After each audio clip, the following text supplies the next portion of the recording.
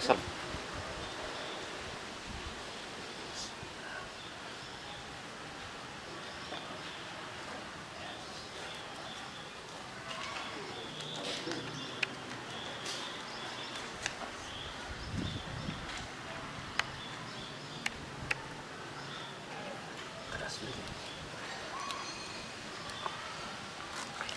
Son, kalau saya ngalangin ngomong nggak?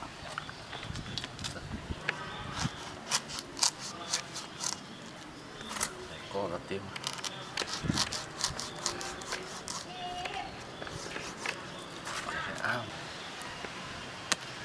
kalau punya gedok mas.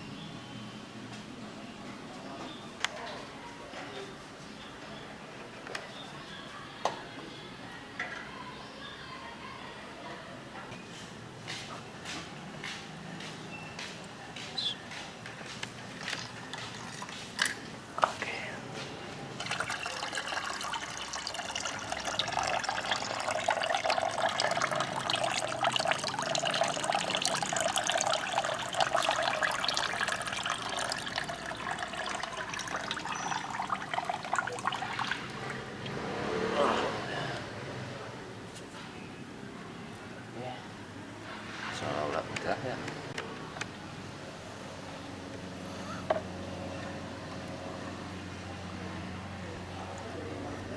Tumbak.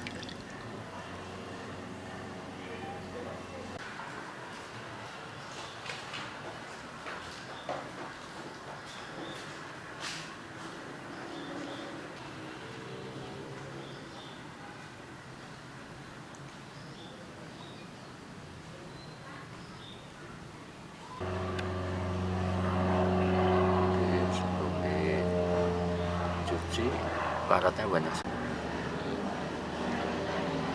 kelihatan bersih. Yes.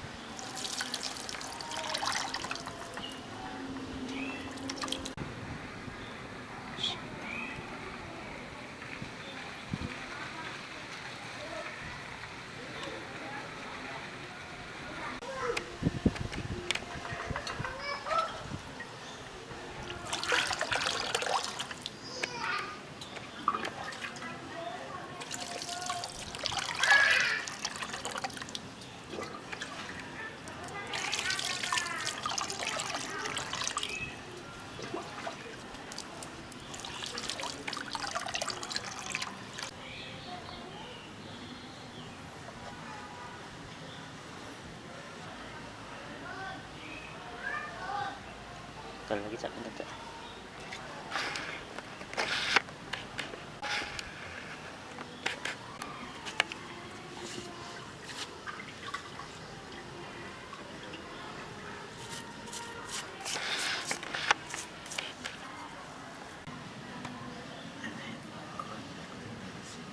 Ini perlu dialasannya apa ya?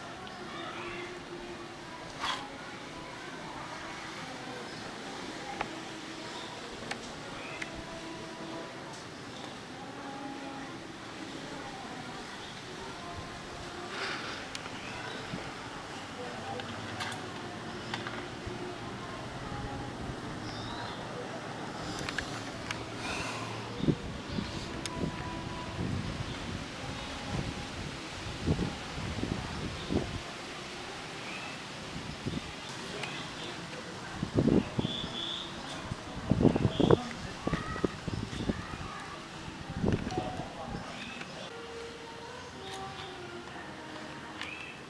herang lagi.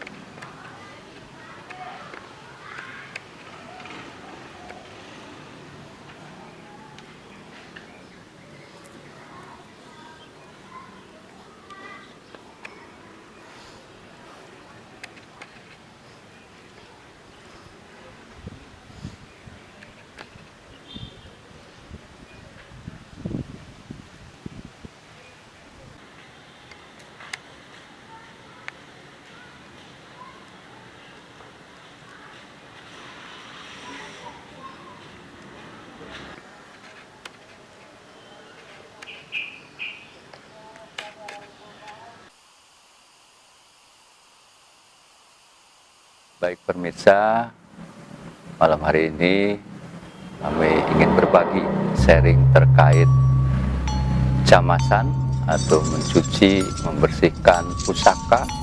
Kesempatan kali ini kami akan sharing terkait membersihkan jamasan, keris, dan ada tumbak. Ini keris.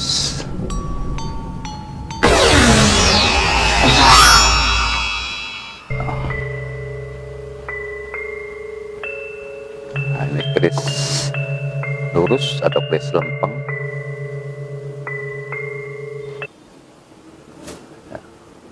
Tadi sudah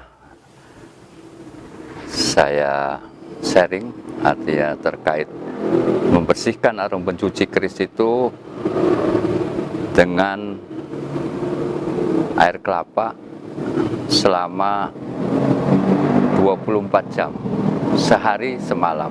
Itu direndam di dalam air kelapa dalam sebuah wadah.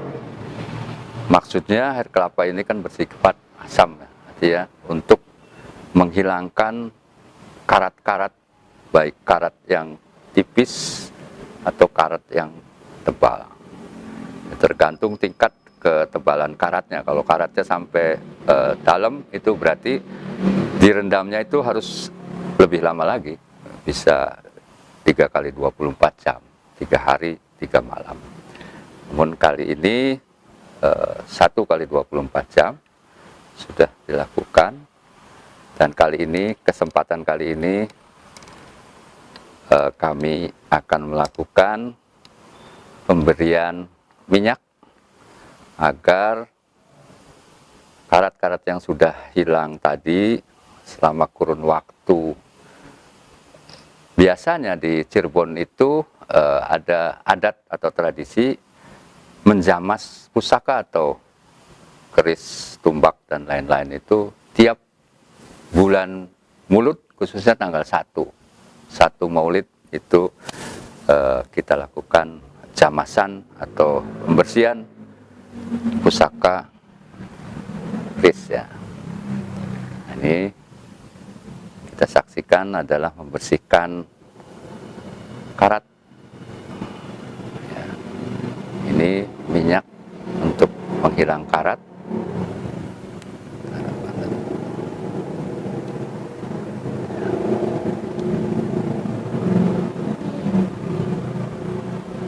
Ya, sampai rata, tidak harus tebal, tipis-tipis saja. Penting merata dari setiap bagian, dari mulai dapuran sampai badan dan ujung keris.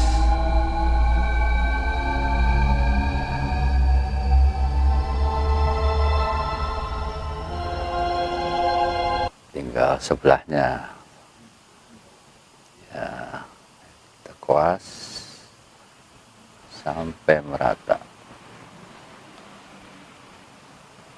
Tujuannya agar karat ini tidak akan nempel kembali kepada keris, karena keris terbuat dari beberapa unsur logam. Kalau keris yang diperuntukkan untuk raja atau sultan itu biasanya dihiasi dengan kinata. Kinata itu ada motif di dalam keris yang ditempeli dengan logam mulia atau emas. Nah, kalau untuk Pangeran Patih atau orang nomor 2 di kerajaan atau di kesultanan, itu biasanya menggunakan perak. Nah, ini juga salah satu bentuk ciri dipegang oleh siapakah pusaka ini, itu dari situ. Beda lagi dengan sultan atau pemimpin yang sederhana, artinya dia tidak lebih ke megahan, tapi lebih kesederhanaan. Contoh, di dalam ragam hias keris Ki Jurumudi nanti bisa kita saksikan bersama. Ini keris pegangan Konon menurut leluhur kami adalah ageman dari Sultan Kacirbonan pertama. Itu tanpa kinanta emas, hanya polos, sederhana. Namun dari kesederhanaan ini bisa kita saksikan nanti adalah sesuatu yang sangat bernilai.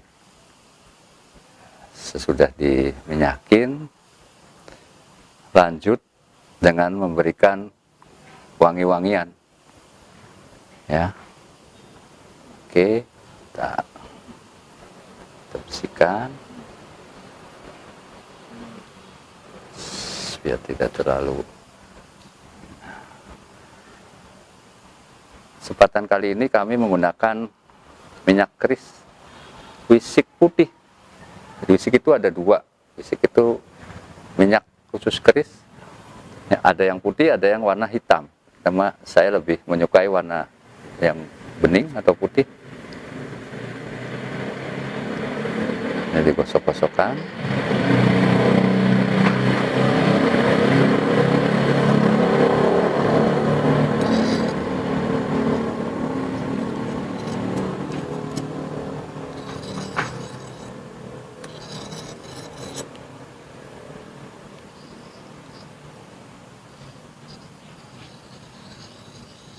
Ya, kenapa harus diberi minyak keris? Ini juga ada aroma dari minyak keris ini, dari minyak wisik ini. Aroma harum karena harum juga identik dengan sunnah Rasul.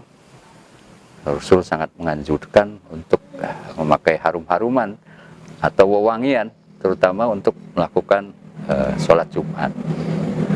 Setelah ya dikasih, nah tadi sudah kasih minyak wisik, selanjutnya dikasih aroma. Saya lebih karena keraton menggunakan wewangian alami, yaitu kayu gaharu. Ini juga salah satu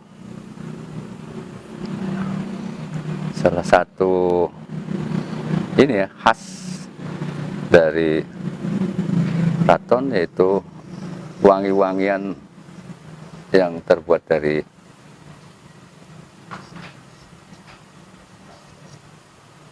apa ya, asiri ya, minyak asiri dari kayu gaharu.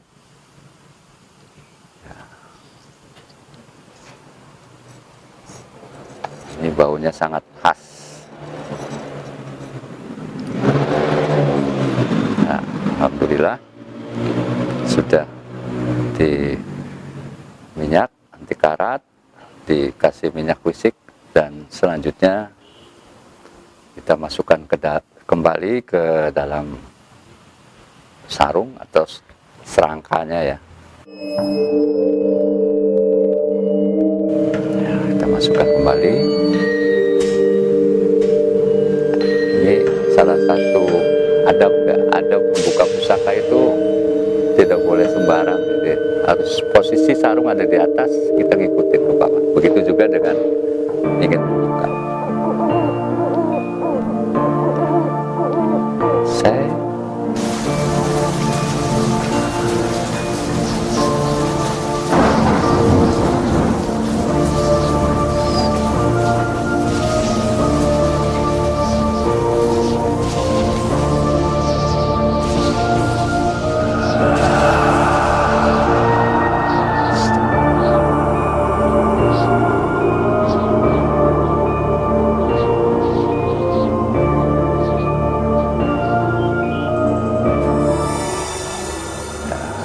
Seperti pertama, kita juga berikan minyak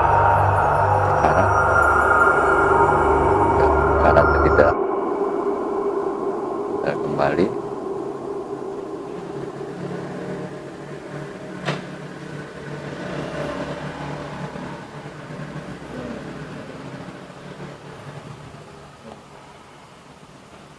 Tipis saja,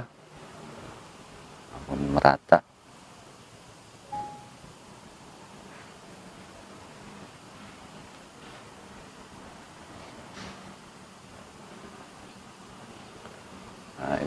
pamornya bisa dilihat ada sada seler. Sada seler kata orang Cirebon. Seperti garis lurus dari mulai setelah pendok sampai ke ujung. Itu seperti sada. Sada itu sapu lidi. Oke.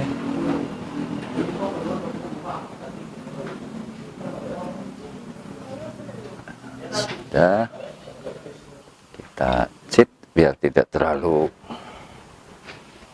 terlalu berminyak. Kita ratakan dengan bola.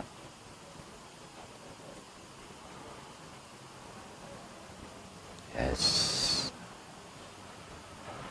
Selanjutnya kita beri minyak wisik.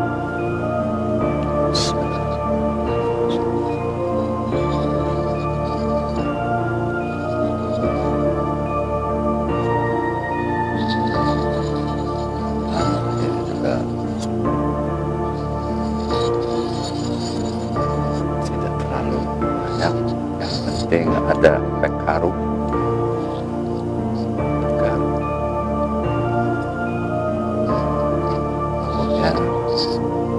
Rasa ketika kita mengeluarkan filaksis ini.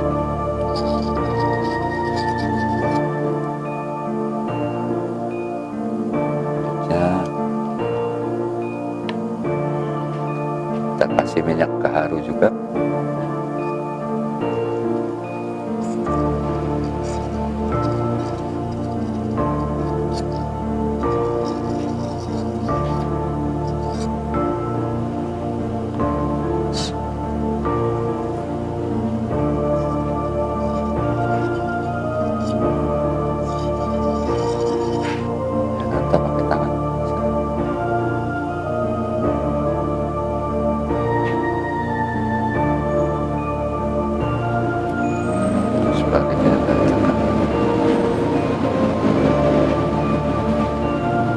Oke, kita semuanya kita masukkan lagi ke dalam sarungnya.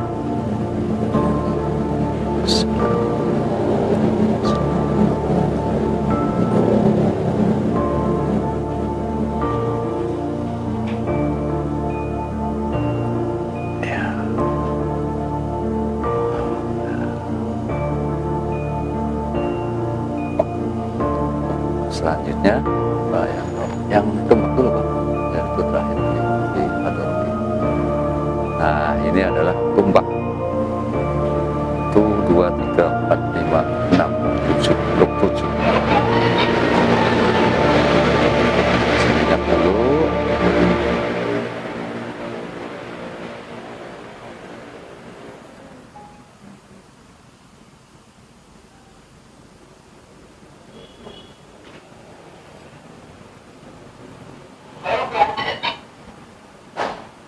Sebaliknya diberikan minyak juga.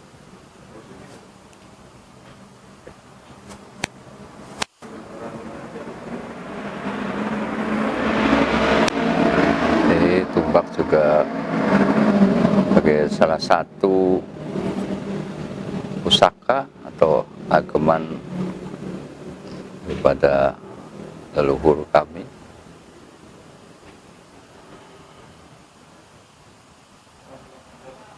Ini adalah salah satu karya seni budaya leluhur yang harus dilestarikan, karena kalau tidak dilestarikan atau tidak dirawat, ini terbuat dari logam, akan korosi. Minimal keris ini 1 tahun sekali tiap bulan Mulut, menurut tradisi di Cirebon itu harus dibersihkan.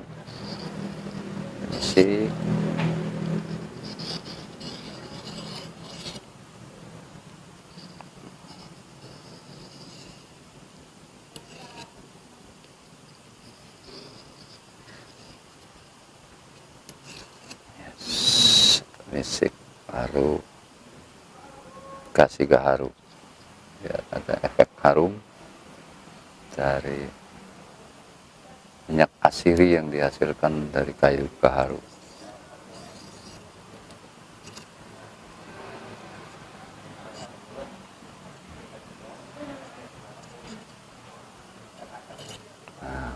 lebih merata, kita ratakan dengan jari.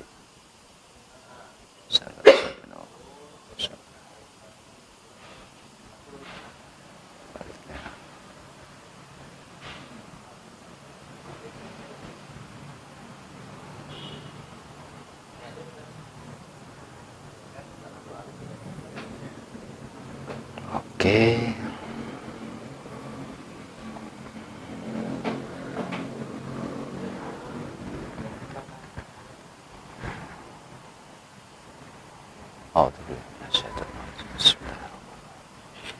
Ila hadratu Sayyidina Rasulillah Muhammadin sallallahu alaihi wasallam wa alihi washabihi wa dzurriyyati sallallahu Fatihah. A'udzu billahi minasyaitonir rajim. Ar-Rahmanir Rahim. Maliki yaumiddin. Iyyaka na'budu wa iyyaka nasta'in. Summa ila arwahi manusia syarif hidayatullah syarif kamil mulana sultanin mahfud masnakan sambangan kabeh wasyah bayan. Summa ila arwahi pangeran saya wa alihi washabihi wa dzurriyyati al-Fatihah. Alhamdulillah rabbil alamin arrahmanir rahim.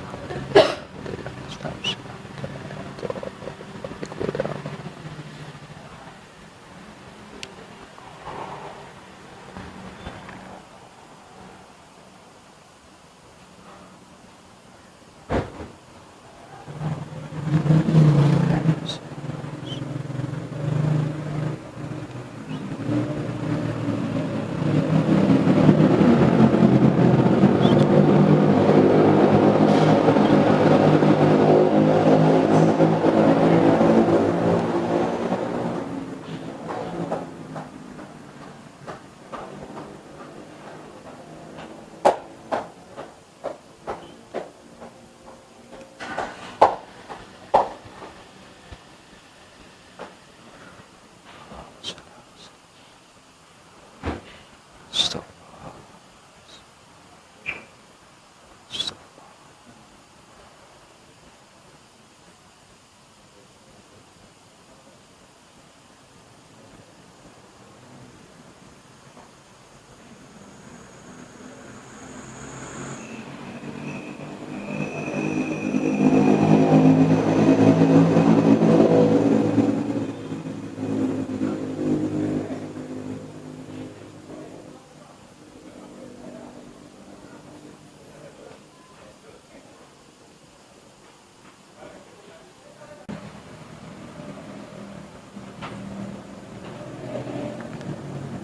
Baik pemirsa, ini adalah pusaka yang sangat spesial. Nah, ini adalah menurut para leluhur kami, ini adalah pusaka dari Pangeran Raja Kanoman yang notabene adalah Sultan Kacirbonan pertama. Ini keris pusaka Ki Jurumudi, ya, sangat sederhana. Gonjo menyatu dengan bilah, beda dengan yang tadi. Artinya gonjo itu berpisah dengan, saya bandingkan ya, bentar.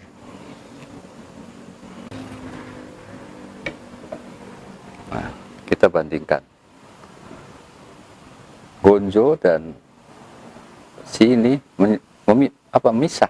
Nah, ini kan ada garisnya itu jelas misah ya, tidak nyatu antara gonjo dengan bilah keris tadi. Nah, kalau milik beliau ini menyatu, nah, boleh di shoot ya, di close up, beda. Nah, bikin spesial, ada lambe gajah. Lambe gajah, ini lambe gajah, sangat sederhana. Oke.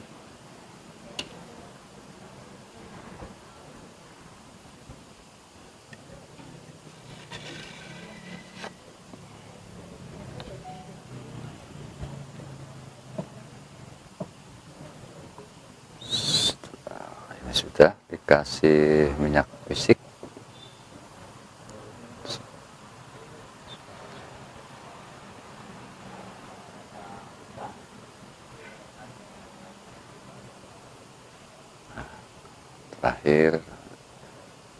kasih minyak gaharu harum.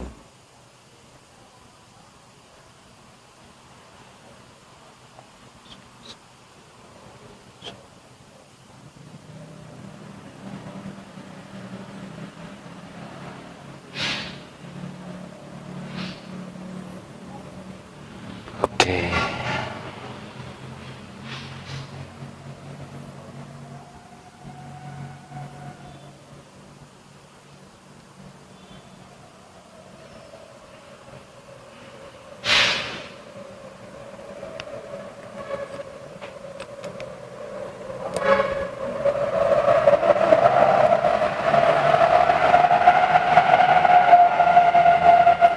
Ya, sudah lengkap, sudah di minyak karat, minyak wisik, dan minyak gaharu. Sekarang kembali masuk ke orangkanya.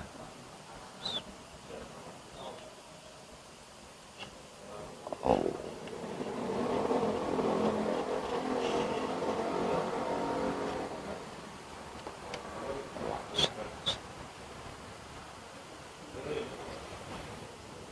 Itu tadi pemirsa, ada 4 bilah pusaka. Ini yang lebih spesial, punya nama keris sendiri, itu namanya Ki Jurumudi. Ini adalah keris kepatihan Pangeran Patih. Nah, ini juga keris pengiring dari Pangeran Patih. Ini juga sama, tumbak Lokuju yang ada di Gedong Kulon atau Gedong Kepatihan yang ada di sebelah barat dari Keraton Kacirbonan. Itu tadi pemirsa, sekelumit tradisi jamasan pusaka koleksi dari Kesultanan Kacirbonan, dari mulai awal masukkan keris ke dalam air kelapa, direndam 1 kali 24 jam, dan selanjutnya dibersihkan atau dibilas dengan air bersih, dan selanjutnya dibersihkan lagi dengan cairan jeruk nipis agar karatnya juga menghilang. Dan malam ini bisa disaksikan setelah proses dari jeruk nipis dikeringkan melalui sinar matahari, selanjutnya untuk memberikan minyak anti karat dan wewangian, minyak wisik putih, dan ada minyak asiri dari kayu gaharu.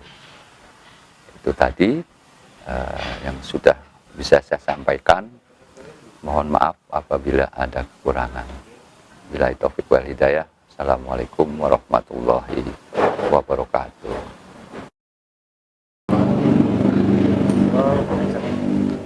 Baik pemirsa, saya akan menjelaskan latar belakang daripada pusaka pengiring untuk di Kepatihan, juga pusaka Kepatihan, juga pusaka tumbak yang ada di Gedong Kulon atau Gedong Kepatihan, juga yang terakhir adalah pusaka Ki Jurumudi. Saya bicara terkait pengiring dulu. Nah, pengiring ini biasanya sebagai bentuk pelengkap daripada ageman dari keris Kepatihan ini namanya keris pengiring. Bentuknya tadi lurus dan serangkanya ini berbentuk pelokan atau walian ya. Pelokan semua rata-rata ini 3. Ini ya juga handle-nya itu handle jenis, kalau orang Jawa bilang donoriko namanya ya. Donoriko ya kalau nggak salah. Ini keris pengiring, dan keris Kepatihan ini di awalnya berdasarkan informasi dari ramah sepuh saya yang sudah almarhum, beliau menemukan ini dalam mimpi. Mimpinya, coba kamu lihat ada satu peti di bawah tempat tidur. Itu ada satu pusaka yang bisa kamu pegang. Keesokan harinya, ayah saya langsung melihat yang ada di bawah tempat tidur itu ya berbentuk peti.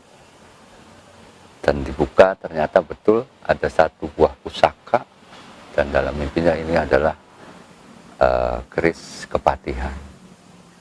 Ya, ini handle-nya utamendek atau khas dari Cirebon juga. Udah mulai gugus motifnya, ukirannya dari susunan rambutnya udah mulai gugus. Khas Cirebon, utamendek seperti, dan posisi kepala daripada handle ini menandakan orang yang sedang tahiyat pada waktu kita melakukan sholat, pada waktu duduk gitu, tahiyat. Seperti agak ke kiri begitu. Itu adalah khas daripada handle keris yang ada di Cirebon. Ya, di belok kiri. Dan selanjutnya adalah tumbak. Tumbak ya. Tumbak ini ada di posisinya tidak di depan rumah. Ini posisinya malah ada di belakang rumah. Jadi seperti tidak membackup dari belakang gitu. Kekuatan keris ini. Looknya 1, 2, 3, 4, 5. 1, 2, 3, 4, 5, 6, 7. Look 7. Ya. Dan nyambung nggak sama Mas Sali? Salinya mesti waduh. Ya.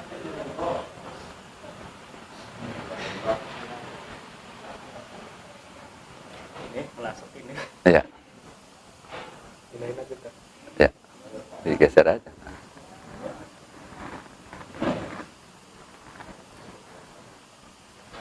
Oke, siap. Baik pemirsa, untuk selanjutnya ini adalah keris pamungkas atau keris yang terakhir. Ini adalah keris dari ageman Pangeran Raja Amiril Mukminin Herudin II, atau namanya dikenal juga Pangeran Raja Kanoman. Nah, ini pusakanya. Tadi sudah dilihat ya, bilahannya sangat sederhana. Nah, ini yang lebih istimewa, handle-nya dari gading gajah. Bentuknya, detailnya itu lebih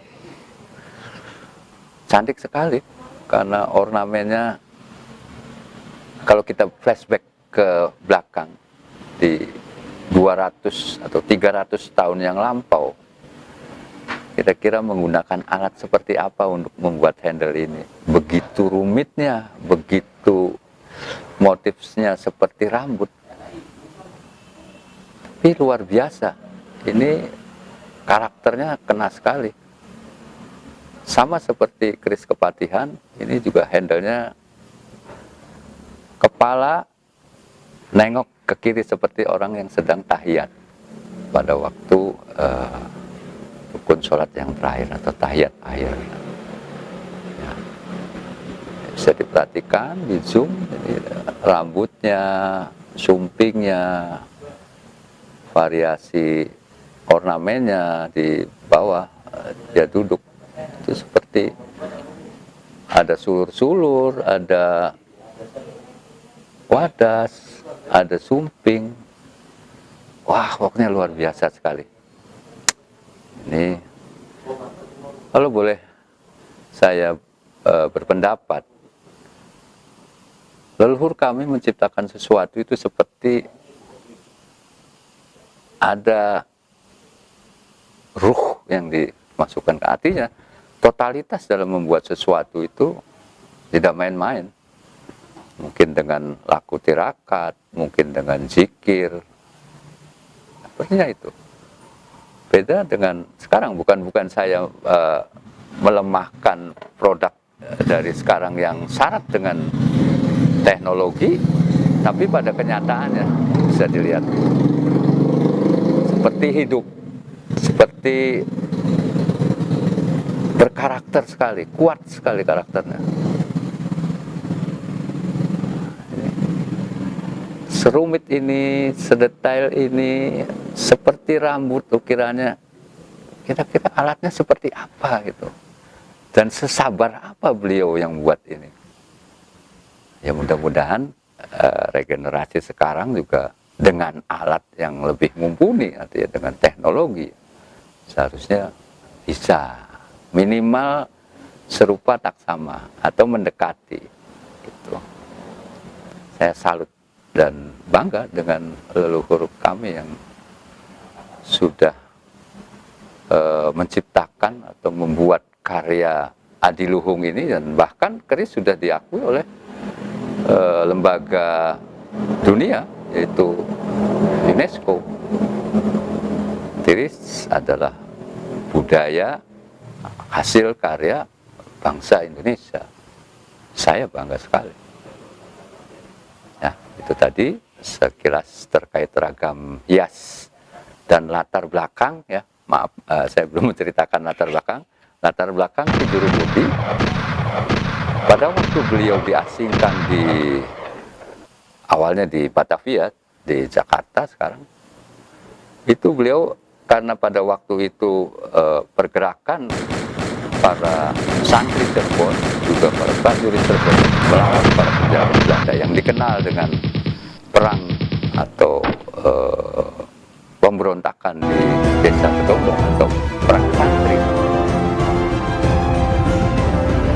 Karena beliau masih dekat, artinya diasingkannya di Jakarta, Cirebon lebih gencar pemberontakannya. Tapi Belanda punya tujuan lain. Ini bahaya karena masih ada pengaruh besar antara Jakarta dan Batavia dan Cirebon, itu jaraknya masih dekat.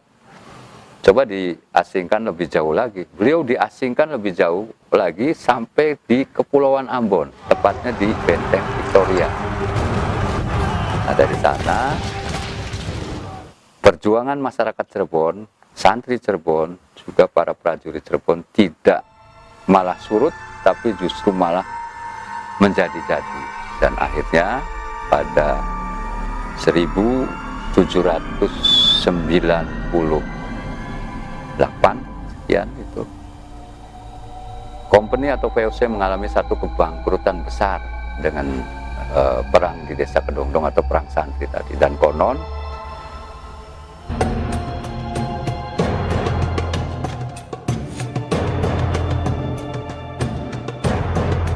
guru beliau, yaitu guru Pangeran Raja Kanoman, yaitu Mbah Mukoyim.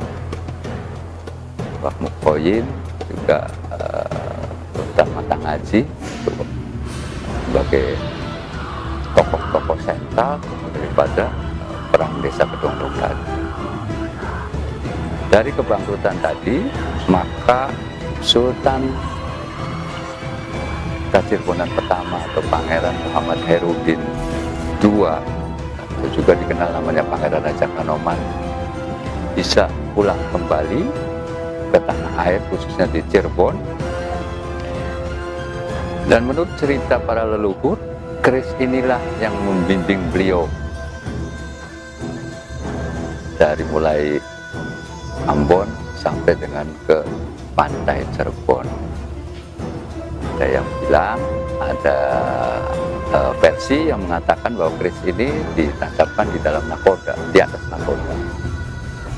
Maka akan ada versi selanjutnya juga, keris ini terjun ke dasar laut dan membimbing kapal itu hingga sampai ke pantai Cirebon. Tadi sejarah singkat atau sekelumit dari pusaka Pangeran Raja Kanoman atau yang dikenal dengan pusaka Ki Jurumudi.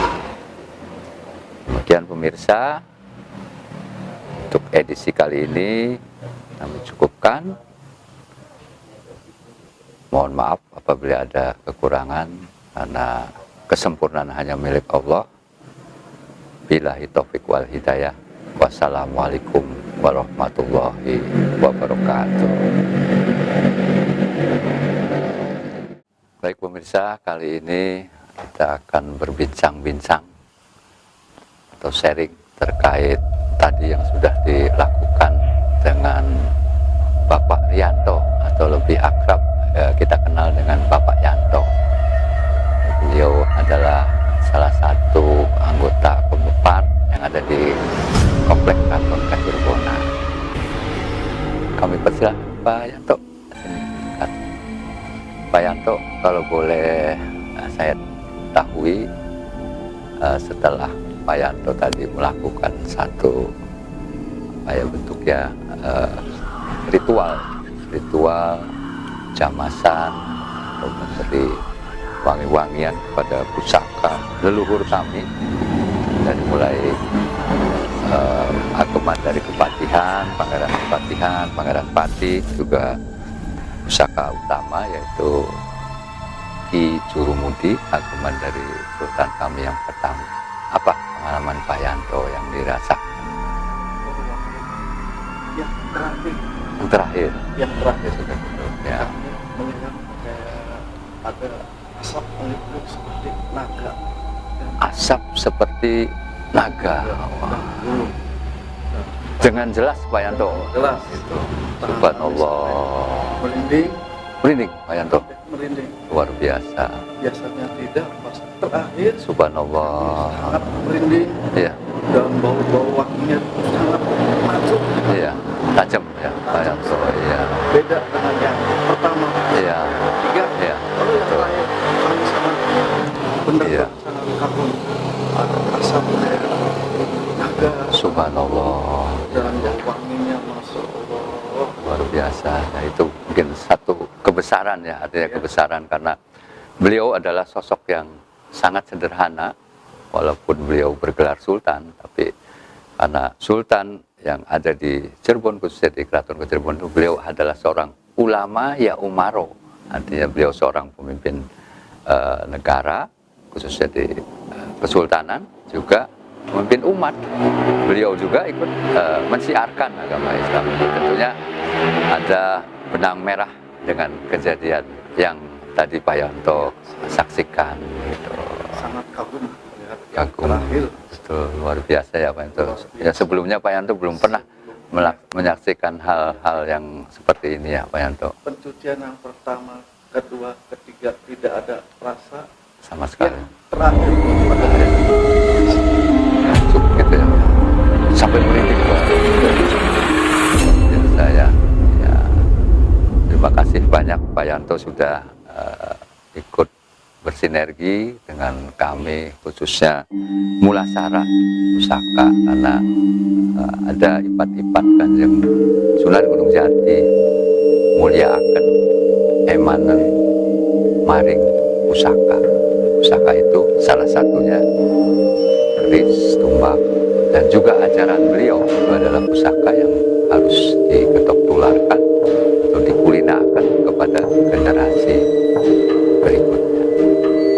Tadi pemirsa, pengalaman yang cukup misteri ya, karena jarang terjadi hal ini. Baru malam kali ini Bapak Yanto tadi menjelaskan ada sosok seperti naga dan burung ong.